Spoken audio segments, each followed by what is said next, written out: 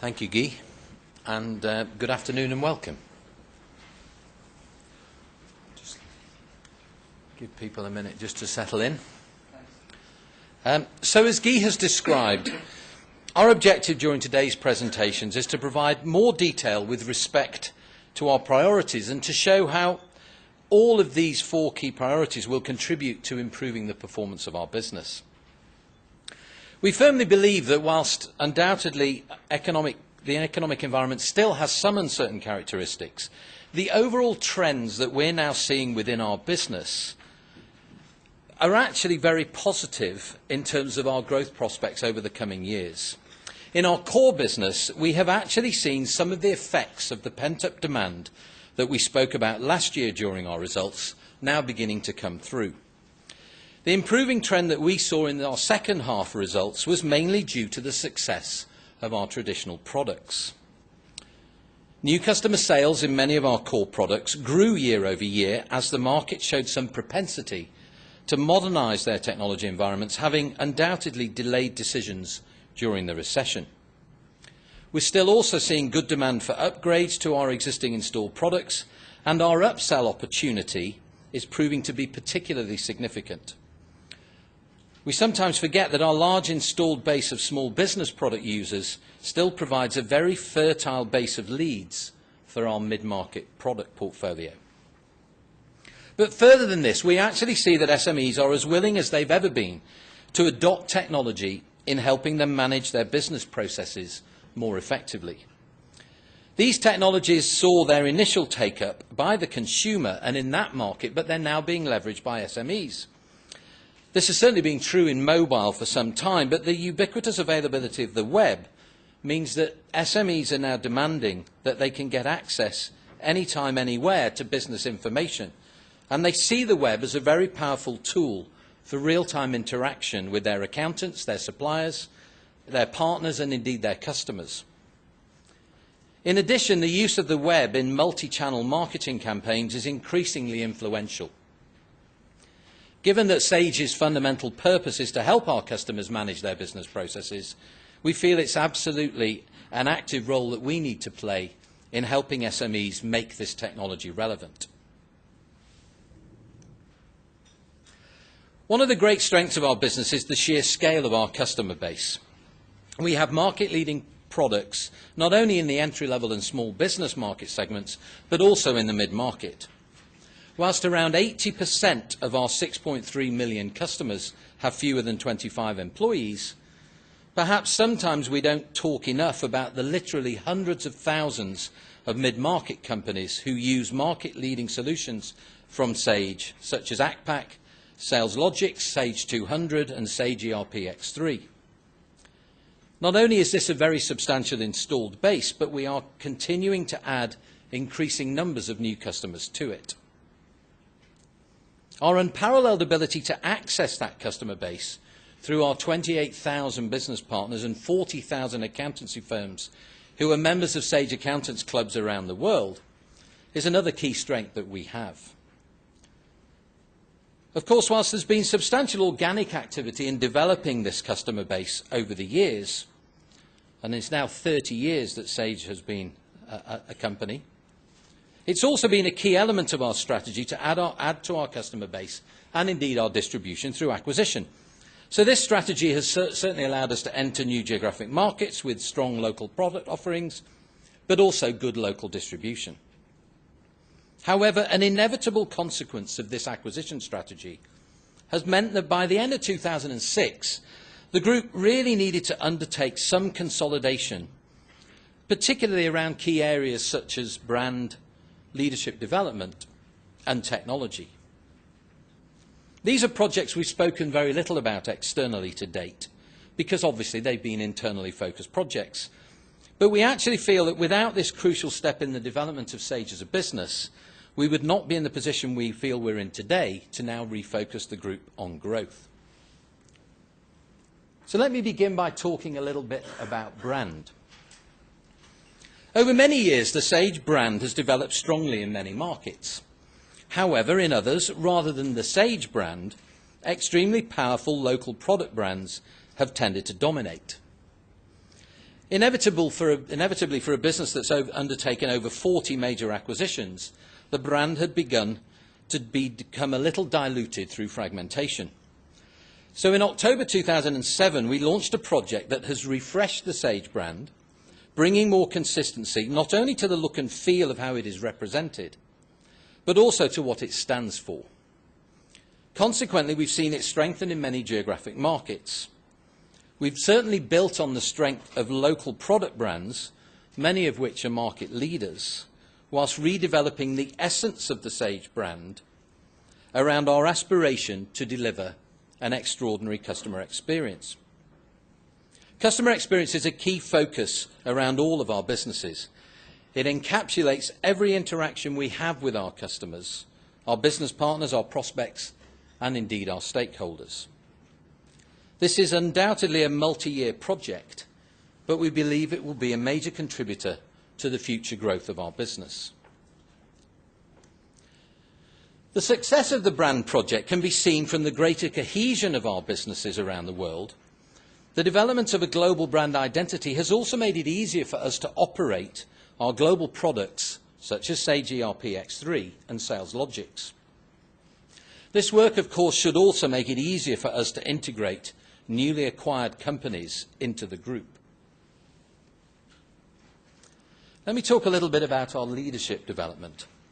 Because at the same time as we embarked upon our brand project, we recognised that having brought so many new leaders into the business, it would be valuable for us as a group to harness the talent that had joined Sage and provide a platform for developing the future leaders of Sage. We've established our Sage leadership standard, and over the last 2 years we've been implementing our leadership performance programme. This initiative has helped our businesses to collaborate more on cross-border projects. It's also helped us develop our leadership team so that the process of organisational change that we have just been through has been accomplished with relatively little disruption. Again, it's the foundations that a programme such as this builds that will make it easier for us to bring new businesses into our group. Now I'd like to just talk a little bit about technology. Our decentralised operating model has many advantages when it comes to developing technology solutions for small businesses. It allows us to be more responsive to customer needs and to be more agile in responding to changes in local market requirements and the regulatory environment. However, it also has some disadvantages when it comes particularly to technology innovation.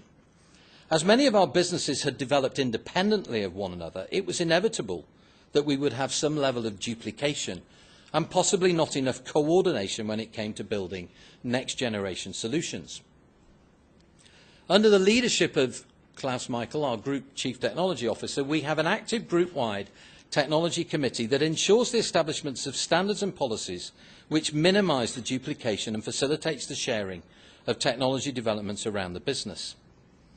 A technology standard such as S-Data, which allows the interoperability of web-based applications with desktop applications, has been one of the key achievements of this group.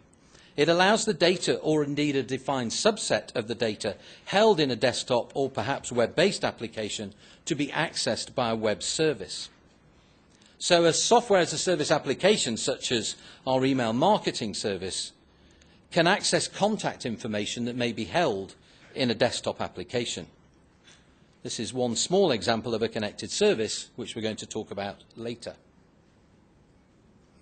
This group has also been responsible for coordinating the development of an automatic web-delivered update service for our on-premise products, and that's now being rolled out throughout the group.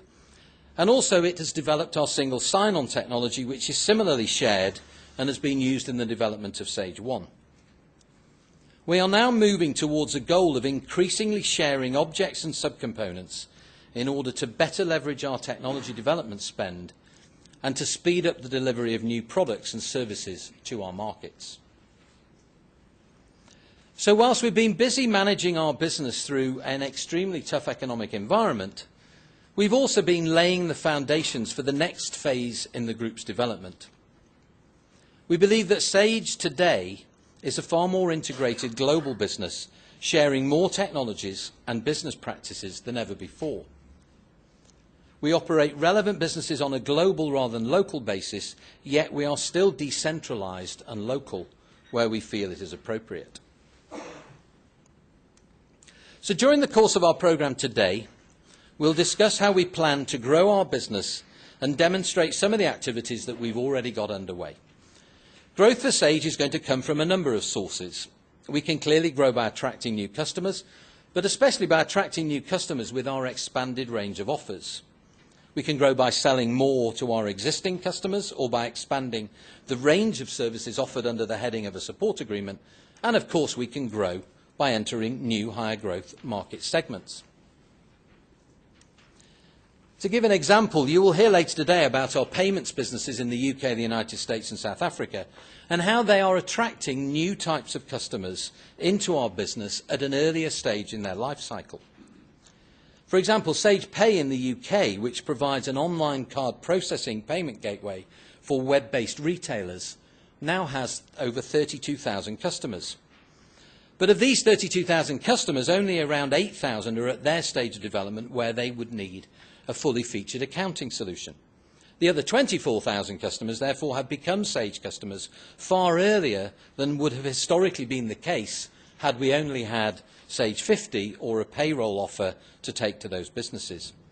So we believe that getting these businesses on board now increases our chance of offering these customers an appropriate accounting solution and other services in the fullness of time.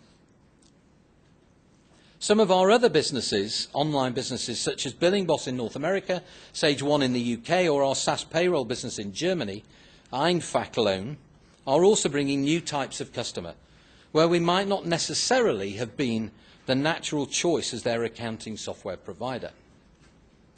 We will also discuss how Sage ERP X3 has expanded our addressable market and brought another new type of customer into the Sage business, being those mid-market customers that want to operate on a multinational basis.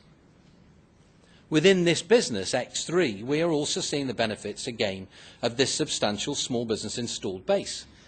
In the UK, for example, a significant number of the prospects we have today for our X3 business are actually Sage 50 customers who've outgrown the requirements of that product. In our last fiscal year, Sage acquired over 250,000 new customers, partly as a result of the strategies I've just described. Of course, another way we can grow our business is by supplying more products and services to our existing customers. Historically at Sage, we've increased our average revenue per customer by expanding the range of our support services or by cross-selling new products such as payroll, CRM or payments. These both remain valid strategies for generating revenue growth, as we will discuss later. However, the increasing attractiveness of web-based applications to our core customers means that we can increase the average revenue per customer by delivering an expanded range of connected services working in an integrated way with our desktop applications. We will be discussing this connected services strategy and how customers can expand the value of their existing solutions by adding new web-based capabilities, such as email marketing services, mobile data access, online data backup, or payment processing. Adding these subscription-based services enables us to clearly increase our average revenue per customer. I'm now going to hand over to Paul Harrison, who is going to describe the impact of connected services on our support model. Paul.